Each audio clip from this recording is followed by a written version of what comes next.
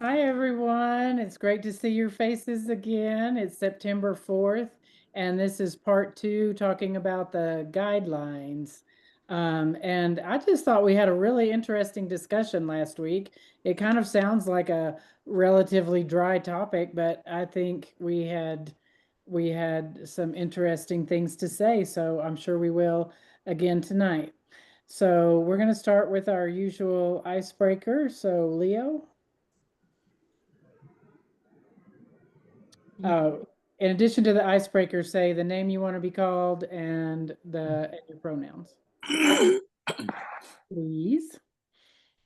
Name is Leo. Pronouns are he, him. And today's icebreaker is what's something you're looking forward to? Um, me, they're having a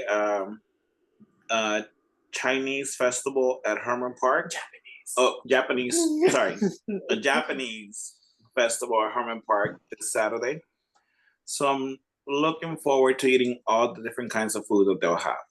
And then afterwards, we're going to go play Mexican Loteria with my family. So that'll be fun. Hi, everybody. Name's Jared. Pronouns are all of them. And I'm looking forward to my office not just being a collection of boxes. But yeah, like I just moved out from one office to another office with the promotion. And yeah, so it's been hectic. I'm looking forward to having a space. Nice. Suzette? Suzette, she, her, and looking forward to Chrissy's been on an Asian kick with her cooking stuff, and I just bought her an Indian cookbook. So I'm looking forward to her getting to cook me some Indian food. Hey. Because I love it. Yeah, that's one of my favorites for sure. And I've been trying to cook it ever since I lived in Amarillo and the only Indian restaurant closed down. And so I've been trying to learn ever since then. It's very interesting. I'm doing better. So I guess I'll go next since I'm talking. Carol, she, her, and I'm looking forward to fall. I'm just, I really, I mean, it's already started to cool off here in Taos, um, and I'm just enjoying that. All right, Kreger. Kreger, he, they, and I am looking to the weekend of September 27th and 28th because Cassandra White, the music director of Resurrection MCC, has asked Forever Blessed to reunite and perform 4 songs at worship on the 28th. So I will come into town to rehearse on the 27th, and always looking forward to time when I can spend actually in the building back in Houston. Nice. Nice. Lynn? Okay, I'm Lynn, she, her, and I am looking forward to being able to go to the movies with Frances. One of the things when her mother, before mother passed, we were never able to leave the house together unless we had a sitter to sit with us, and that can be expensive. So we haven't been able to go to the movies in a long time, and I'm looking forward to going to the movies to see Denzel Washington's latest movie. I don't even know what the name of it is, but just to be able to go to the movie. Nice. Nice. That's lovely. Okay, I should tell y'all that Marco he did make it home from Colorado, but he wanted to go see the Cowboys game, and I guess it didn't start yet. I think we got some misinformation. We probably could have watched plenty of it here, but anyway, we were also told that I couldn't get it at my house since I don't have cable, but I think I could have. Anyway, that's where he is. So greetings from Marco. So tonight we're continuing to talk about the guidelines. We had a nice discussion last week, and I really appreciate that. And the suggestion came to go over some of these guidelines when we were talking about racism. And so we talked the longest so far about the difference between intent and impact. Does anybody want to just summarize that real quick? That's basically just the difference between if you say something and somebody says, hey, that hurt my feelings, it's important to take responsibility for that and not just say, well, I didn't mean to hurt your feelings, I didn't mean it that way. So that's kind of what that's about, and that has a direct correlation to our discussion on racism. And I think the other one that seems to me to uh, be the most related to the discussion of racism is take responsibility for your own learning. And I think that's particularly important when we're talking about racism because it kind of means that um, a white person should be careful not to burden a person of color with like trying to tell them how to be anti-racist. Um, you should kind of take responsibility for getting some information on that yourselves. And there are lots of good resources, and we can share some of those if you're interested. Um, uh, there are some of the books that have been studied in the book club, are informational. Who else would like to? Can you see any other applications for that particular rule? Again, it's take responsibility for your own learning. What comes to mind when you hear that?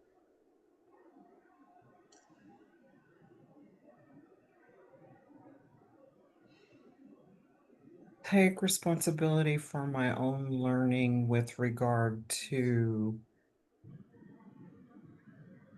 I've heard this most in the context I just mentioned in response to racism, but of course That's these what I was going to guidelines, say, but I want to clarify. right? But I think it applies to a lot of things. Just kind of taking responsibility for for your own path. Um, um, Kreger, what would Eckhart Tolle say about that? Huh? Yeah, definitely. He would always recommend that you be in the present moment, of course. And if you're going to be educating yourself on something, you would want to be present with your material, not like trying to read and look at your cell phone at the same time or whatever, be present. But for me, I was in the Wednesday night class for well over a decade, and I think out of 10 or 11 years, I only missed like 4 or 5 times, going all the way back to Reverend Kristen Klein Ketchachini or whatever her last name was, um, and and various other groups, involved in the church. Now I go. Now I do the uprising group on Monday nights. I do this group on Thursday nights, which to me, I consider this a learning experience and a way to educate myself, because I'm typically in a room with um, people other than white men, which feels really good to me. And yeah, so I get that. You got to take responsibility for your own education. Okay. And I'm also involved in various employee resource groups at CVS. I'm in the Black Employee Resource Group at CVS as an ally. And I'm also in the Gay and Lesbian, bisexual, transgender, employee resource group as well. Nice. That's great that you have that opportunity at work. That's great. Okay, well, let's the next one on our list. Last week we talked about privacy, or what in other settings might be talked about as confidentiality. So we won't dwell on that anymore. Y'all are pretty good about taking turns. Sometimes there are, well, I don't know, maybe I should ask, has anyone ever felt like they did not have a chance to speak when they wanted to?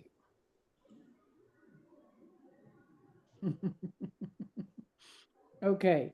I think sometimes it's really good just to just to try to be a little different than you normally are. If you're somebody who normally speaks up a lot and talks a lot, then maybe sit back a little bit and allow other people a chance to talk. If you're somebody who's a little bit shy about talking, then it's good to just, even if it makes you uncomfortable a little bit, try to speak up a little more than you might otherwise. Suzette, you said something about how you've grown in this group in terms of being more comfortable speaking. You want to say any more about that? Well, I've never been shy, right? But I always want to be relevant, and I always I don't want to look like I don't know what I'm talking about. And so sometimes I won't talk because I think I don't really know what I'm talking about. So, that's when you hear me be quiet. And sometimes I'm just, it's a reflection of how I'm feeling that day. So, it could be several things, but I like what you do, Carol. I like when you don't hear from someone for a while, you ask them. And I think that's a good way to get people engaged, because not everybody's, a social butterfly like me. And wanting to take part in a conversation, sometimes, especially if you're new to a group, you feel a little uncomfortable, opening up. So Hmm. I I didn't like realize when I you did that. notice someone that maybe isn't participating. I think everyone here is really good at handing the mic over when it's appropriate. So I never feel like I'm being talked over, and I have learned not to talk over people. So Well, I I think think that's important. it's hard for me sometimes to when I think somebody is, like, especially when we get toward the end of the hour, and I want to wrap it up, but I don't want to interrupt or be rude or hurt someone's feelings. Sometimes I find it difficult um, to move move it along. So, I anyone like what have any suggestions? Jared and Leo? So what we do at the next in the next gen group, we have like something called a, bless you, Chunky Bang, a virtual parking lot, where essentially afterwards we actually allocate that as a portion of the time, not the recording time, right? But just, like the time to talk and process. And honestly, we get that is really, really good for someone who is absolutely killing and, like has awakened something through at the end of the conversation, because it gives them a space, right, while simultaneously indicating that, this time is optional, right? And we did that because whenever we like submitted the proposal for the actual groups, right, we allocated that time specifically for like that. So it's actually a part of the time that we actually are signing up for, the time slot. But we just made sure that it was optional. Right. But I don't see how that makes it easier to move a conversation along if someone, you know, if someone's encroaching toward the end of the hour, or if it seems like there's a lot of people waiting to talk and they might be going on a little longer than feels comfortable.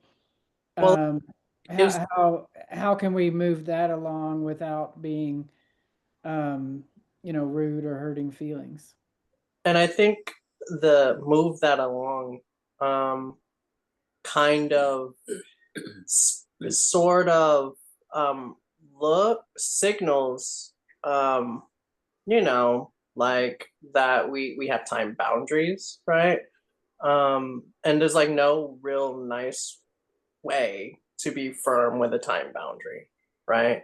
And you know, like if you want to give people the option to like still do that, then you know you would do like what we did. But you know, like if you you know you have them time boundaries and stuff, you got like stuff to do, right? Then you know you just have to be like, okay, so like we next session we can, right? Or you know, like hey, you know, like if you want to talk like offline or anything about this, right? Turn it into an opportunity to connect. Also works too, because that happens whenever I facilitate groups, right? A lot of times, some of the clients they get the anxiety, and then they only conquer it at the end of the group or something, right in the last 15 minutes, right? And then it's all coming out, right? And then I will give them the option. I will use it as an invitation to talk afterwards, even if it's just a one-on-one, or even if it's like whatever, right? Like hey, you know, can I be your prayer partner for this hard time, or can I, you know, like want to, you know, just like schedule a Zoom meeting later on. Those are great ideas, and that I don't think that's been a huge problem in this group, but you know, as we gain more and more people, I just it's nice to have some options of what to do. Suzette, you had your hand up before Lynn did, but did you take it down on purpose? Yeah, that's exactly what I was gonna say. Okay, Lynn. Yeah, I just want to say I think you do a magnificent job of reminding us, you know, throughout the hour, you know, because you'll say, well, maybe we can come back to that later, you know, when we're veering off on a tangent, maybe you'll bring us back. And you're always saying, well, before we get to the end. So you give us a lot of verbal cues to be aware of our time, and you'll just say, well, if we could just briefly, you know, say this or say that. So I think you do a magnificent job of moderating us already. And I would just recommend that you pick that up, because it's obvious to me every hour, you know, every time we're here, that you are aware of the time and aware of keeping us on topic. And so You guys are so gracious. You are awesome. I love y'all. Okay, Kreger. Well, y'all know how I am. I'm leaving at 7:30, and even if I have to put in the chat that, you know, I'm leaving and I love y'all, I have learned how to set my own boundaries after some counseling, and my boundary is 7:30, because that's, you know, what the invitations is, 6:30 to 7:30. I have to get to bed. I have to get some sleep. I have to get up at 4 o'clock the next day. So, you know, I don't want the speaker to feel like I'm being rude, but you know, I have to keep my time commitment. So I'm good with whatever. If we were to start, like, what did you call it, Jared? A parking lot. If we were to say parking lot time starts at 7:25, you know, that would work for me, or whatever. Okay. All right. Thank you. Well, let's go on to the next one. It's okay to disagree. No, but it's not okay to shame or blame yourself or others. And I think this group, I don't think that's been a big problem in this group, but I think we've all been in groups where it is a problem. So, and I know just, shaming ourselves is a habit that it's hard to get out of sometimes, and sometimes you need somebody just to kind of break that. And I've shared with some of you previously that that I knew someone who would say, "What? Don't cut yourself down. Drop down and give me 10 affirmations." so, so it's if you cutting themselves down, then it's good to call that out. And I don't remember a lot of incidences where where there was any blatant um, shame or blame directed at someone. The, I hope I'm not just forgetting that, but and think about other groups though, where you have where maybe like some work groups or maybe a church meeting or something like that, where it's gotten tense and there has been some shaming or blaming. Have you seen any? Have you seen that handled well, or what have you noticed? I think when we used these guidelines in class, we would definitely have some times when we were disagreeing. Um, but I noticed people calling out the shaming themselves more um, than than the disagreements. But it's a skill to learn to call that out without inflaming the situation. So I feel very blessed that you guys have. I mean, I think there are some times when we have disagreed, but I don't think it's ever been ugly. So, how would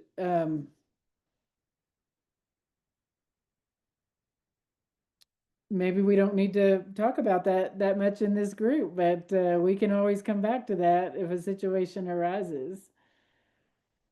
I Kreger? think we all could subscribe to the theory that it's okay to disagree and we don't have to be disagreeable.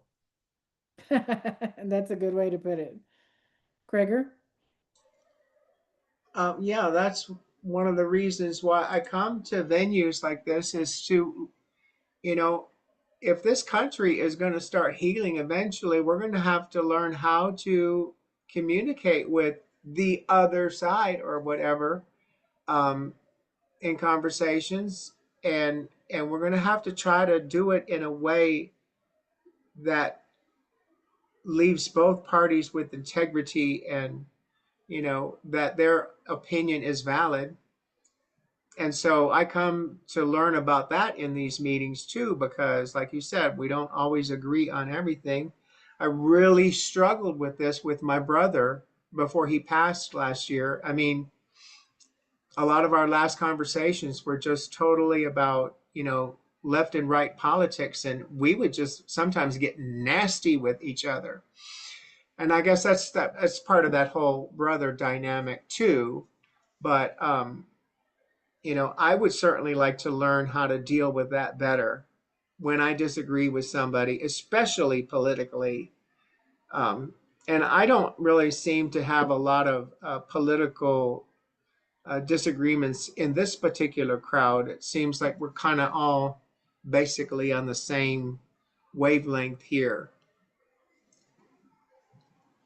Um, I think in many ways we are. Not always, but I really like what you said about if there's going to be healing, and God, I hope there is. But it takes a special skill to do that. And I do remember Kreger a Wednesday night book that talked about how to bridge that gap. I can't remember the name of it, but uh, I think a lot of people in the group thought the book moved too slow, but I thought it had some really helpful ideas. and maybe I'll see if I can dredge that up. But I think we've had, I think this is a group where we have come to where we've been able to disagree and not feel beat up by that. Lynn? Just to kind of respond to Krager. One of the best ways, if you are in a situation where there is disagreement, is rather than make statements or express opinions, is to ask questions, open-ended questions, not questions that can be answered yes or no. Like, well, do you agree that he's an idiot? You know, or can we agree that he shouldn't have been elected in the first place? Because that's a yes or no question. But maybe ask, like, well, how would you feel? How would you have felt if, when Joe Biden won the election, if he had said, I just barely won this election, and I know they stole it. They tried their best not for me not to win. So asking open-ended questions often gives the person with whom you disagree an opportunity to think about whatever the issue is in a different light, show it, reflect a different light on that. And that's one of the things that I try to use. One of the things that I used to like to do is write letters to the editor. So I'm a regular contributor to the Houston Chronicle about issues. And usually I'm saying something that is a disagreement for me, political, mostly political. And so in crafting my letters, what I do is ask questions. You know, well, how would it feel if, you know, or what would we do if? And I found that even in work groups where there were disagreements, and you know, with some of my friends, in social settings, that open-ended questions really do get people the opportunity to look at the issue in a different light. Those are some really good points. Thank you for that. So let's go to being open-minded ourselves, and let's last week Lynn had asked about this one about try it on. So when we are when you are presented with an idea that is different from the way you have thought about something, or you know, even just an open disagreement, it's like try to picture yourself in the other person's shoes. Try to consider try to consider that point of view. One of the things that I've heard, I've never been in a debate club, but I hear that one of the techniques that they use a lot is to try to get people to debate both sides of an argument, so that you can really learn, you know, so that you learn the debate, but you're also considering the opponent's side, or considering both sides, or many facets of a side, of an argument. So I find that really interesting. Can you think of a time when, well, I think in this group, I mean, one of the things that we've talked about violence some, and whether, you know, and I've always been a pacifist, and just follow some of the nonviolent leaders like MLK and Gandhi, and I really like the things that have come out of those movements, and yet I find it really important to. I mean, there were just some really strong arguments brought up in this group, and um, I- and I found myself really considering um, the how that would feel, how if I needed to consider if I needed to lighten up on my stance. I kind of came around to where I started from, but I think it was very helpful for me to try it on and and and consider that. Have any of you had an experience like that?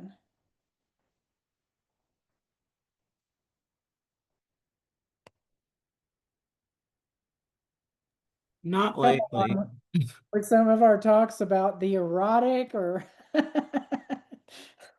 or polyamory. Not asking you to try it on when it comes to polyamory. I But would, for me, I would say that I spend so much time living in my bubble, or what do they call it? What do they call it when you only hang out with people that think the way echo you do? chamber, an echo chamber. Yeah, I have created my own echo chamber, and it is very difficult for me to get out. I don't even know how to get outside of my bubble or my echo chamber, you know, and um, I have limited time and stuff, and so you know, yeah, it's difficult for me to think about all of that. And I remember that book, which was Talking Across the Divide, Yes, that's and it. and my brother was still alive when, and I was reading that book, and I was like, oh, this is going to help me with my brother Jim, and at the end of the day, it didn't help at all. And I think it was just because it was this brother thing between us, and both brothers want to be right, and both brothers, even though he was older, I wanted to be right because I'm younger. And when I told him Jesus was a socialist, I think he was just gonna, like, I thought his head was gonna explode. So, I don't know. Well, Um, there's a lot of water under the bridge with brothers, and so yeah, there's that. And um, I should dabble. I know if I searched on the internet or whatever, I could find an experience if I'm truly looking for it. But I just don't know how well I would engage from the get-go, because I've been in my bubble for so long now. Um, so yeah, that's something to think about. well, I'm not saying that when we say try it on, I think we're not saying jump to somebody who's at the complete opposite end of the political spectrum from you. That's not where you start. You start with small things like, like uh I'm um like say when we talked about beauty as currency. So you try, like I might try not putting on makeup for a while and not hiding the gray or something like that. You know, that might be a way to kind of ease into something different, something that's not totally comfortable for me, but just you start with the small things and you work up. You work up to where you can kind of start considering someone else's opinions, and then it's easier.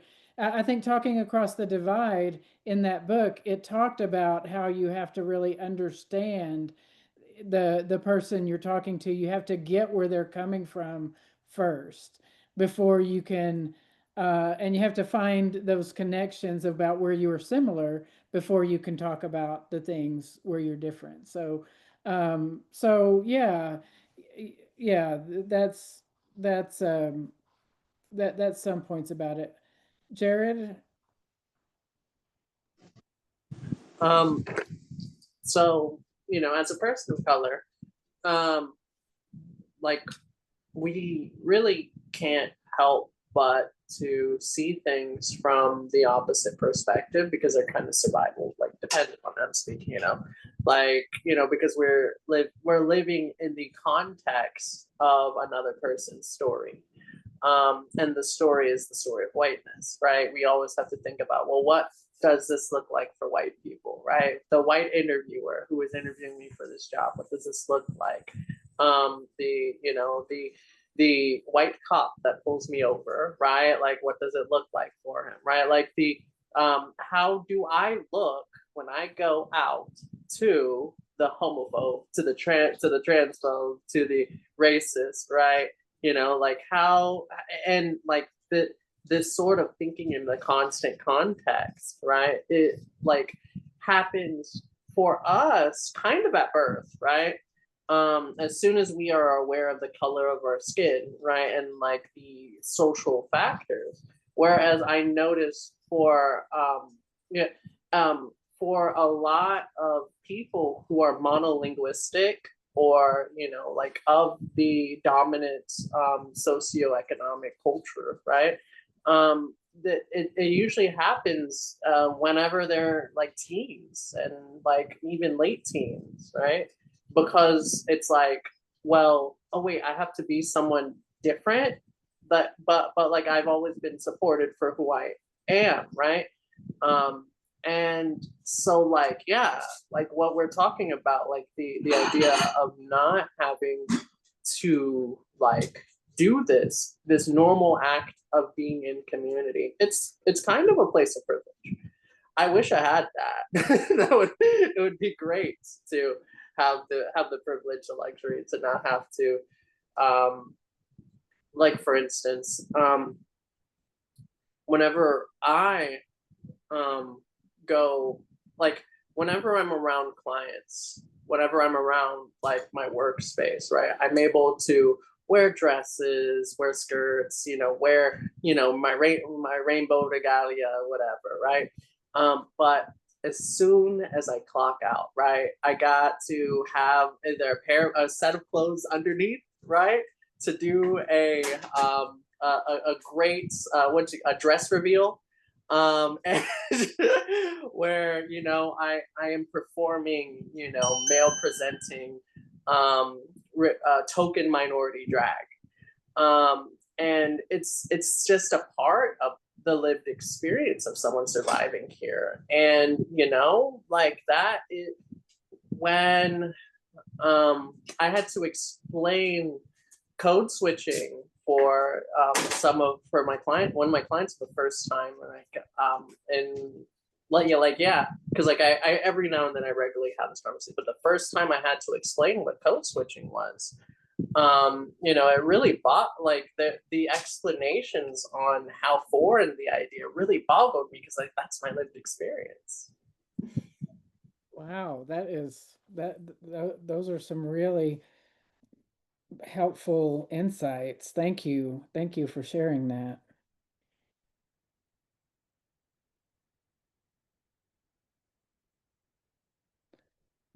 What you were saying about the dressing, I think some of the things that that taught me to that gave me a little glimpse into someone else's life, like uh like well, some of the transgender people and experience that have shared their experiences with me have been great. And there was a documentary one time that I saw about a woman. She was not transgender, but she she could play the part, and she just decided to masquerade as I mean, this was part of her assignment, was to masquerade as a male in these different circles. And and then she practiced walking differently, moving through the world differently, and then shared her insights with with the audience afterwards. Um, and, you know, that was really meaningful for that experience. And in a similar light, I don't know, I mean, it was what in the 70s, I think, when a book came out called Black Like Me. Do you remember? Do y'all know about that book? It was a white person who actually took some medication to make their skin darker, and they just went through. I think they were in the South, and they shared their experiences and what they saw, and um, how frightening and enlightening it was. And anyway, that book has stayed with me all these years, um, and I think that's what this guideline um, is is leaning to. I mean, we can't walk in somebody's shoes always, but we can listen. We can listen. And Jared, I just that wow, that's just um that's gonna that's gonna have an impact, I think, on all of us, the way that you described that so well. You're very articulate, to help us into that experience, and I appreciate that very much.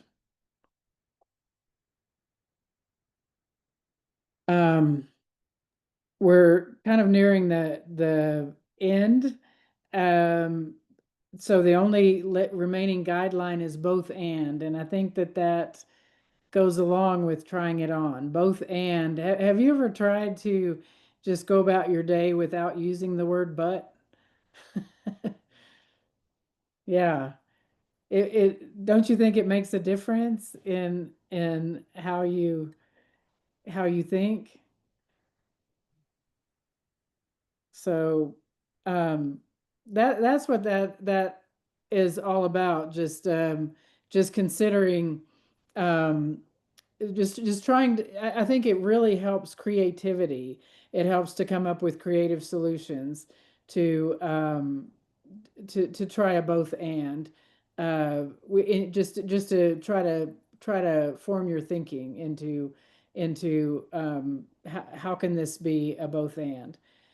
Lynn? Yeah, that's I worked in human resources for 12 years, and so we were always trying to get our managers to understand the direct reports, the people who reported to them point of view.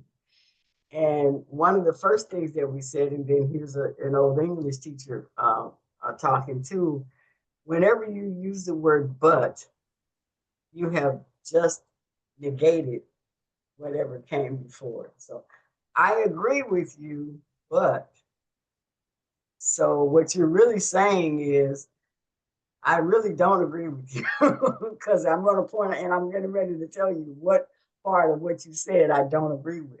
And so we always encourage people to do a both and so you have and in that case you have to stop and think, well, do I really agree with this, or do I or am I just saying that, you know? And so it forces the person to stop and think before they actually say. So I even now but is just a word that I try my best not to use. I had a conversation with somebody and they were saying, well, you could just say however. I said, well, you know, however is just a long version of the word but.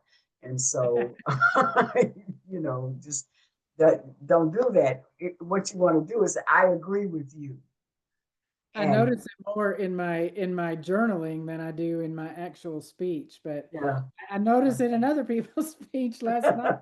Last right. night, Marco was being so ugly to me, and I was like, I need an apology. And he would be like, well, I'm sorry, but yeah, I was yeah. like, The way to do that is to put it, and this is the grammar teacher before you say the but, which requires a comma, just put a period. I agree with you.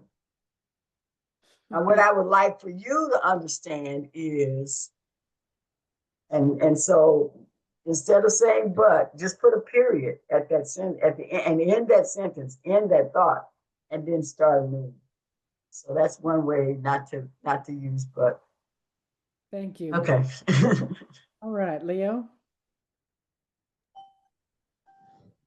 It's the same thing.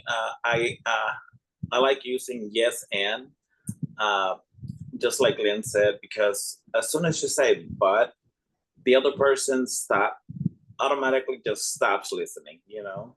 Yeah. And I try to use yes and at work and in my relationship too, because I know I was pretty bad at using but, or using, you know, the shoulda, coulda, woulda, like all of those, and you know, so I've gotten a lot better. How do you make Yes. Great. Well, one of the things that Kreger had suggested back when is that for the last 10 minutes of our group, we kind of go around and just say kind of how this how this conversation has impacted you. Why don't we kind of start with, let's go in the same order we did um, our introductions. Jared and Leo, you wanna share? Sure. I mean, so like a lot of these rules exist in the context, right? And so it's like, for instance, the rule of,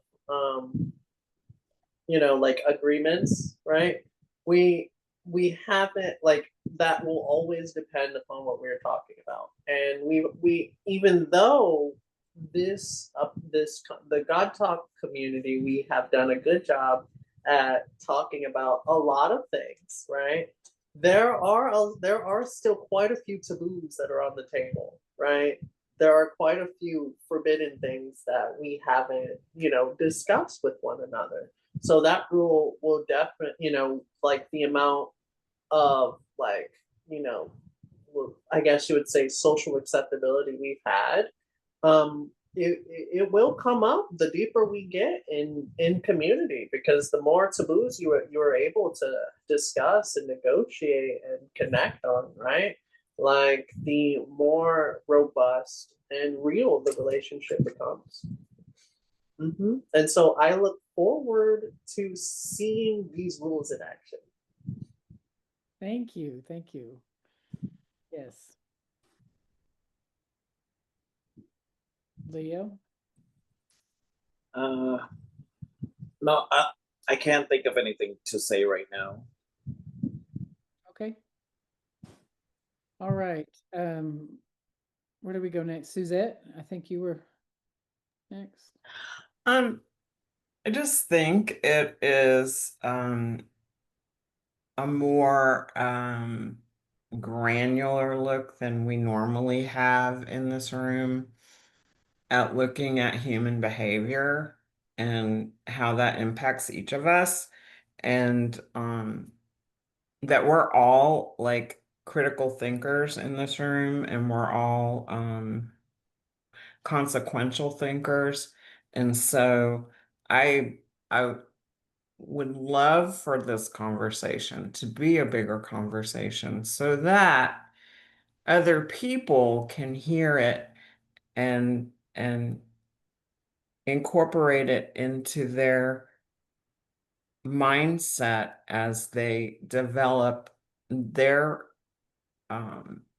human relationships, regardless of what color, what size you are, what your belief systems are.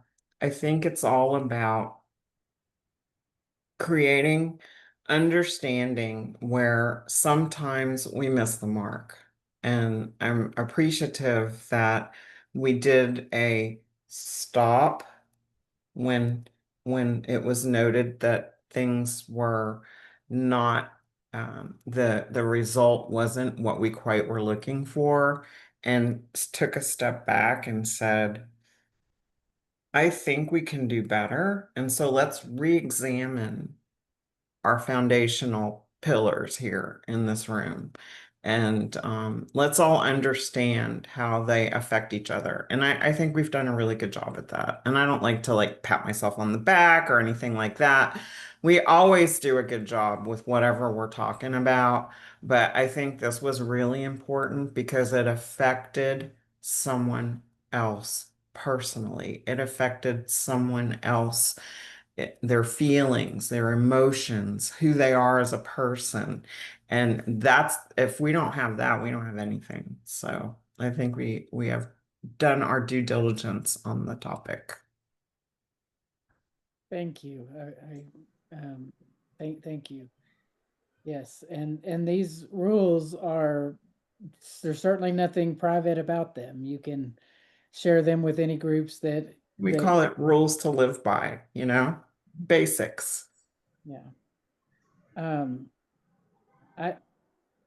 I don't think I have very much to add. I really appreciate you all being willing to show up here and take, and as Suzette put it, take a step back and just look at how we do things. And I appreciate you all taking the time and the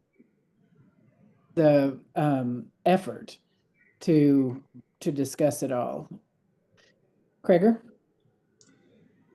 Well, for me, it's another hour of power.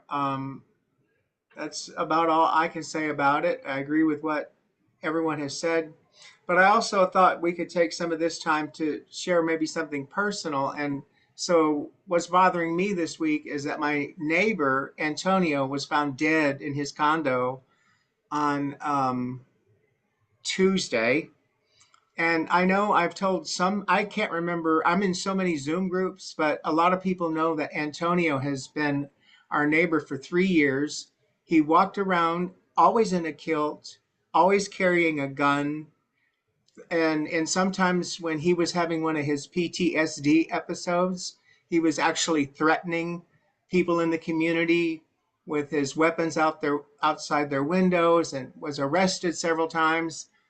And so, you know, when I was out walking the other day, and I got home, and of course there was cops, and here comes the ambulance, and I was like, yeah, he's in there dead. Paul and I saw there was a pink thing in the door, like he hadn't paid his light bill.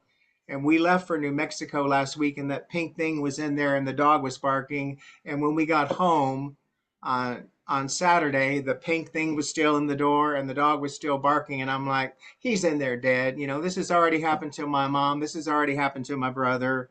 I know all about this. So finally, someone on the board called the police, and for the 5th time they came out, and then the police smelled something, so they finally broke in the door and found him. So, you know, that's just something that I'm processing this week. And I think if we get to share little bits and pieces of what we're going through truly personally with each other, that's really going to help us develop a deeper, more personal community, and not just kind of like this professional level thing that we've got going on at this point. So that's what I wanted to share. And we still have 3 minutes left. Okay, Lynn. Lynn's got to go. Well, I'm kind of like Leo. There's I don't have anything to add. I will say that Jared reminded me about code switching, and I guess I've been doing it so long I hadn't even thought about. You know, it really is a part of every person of color's life.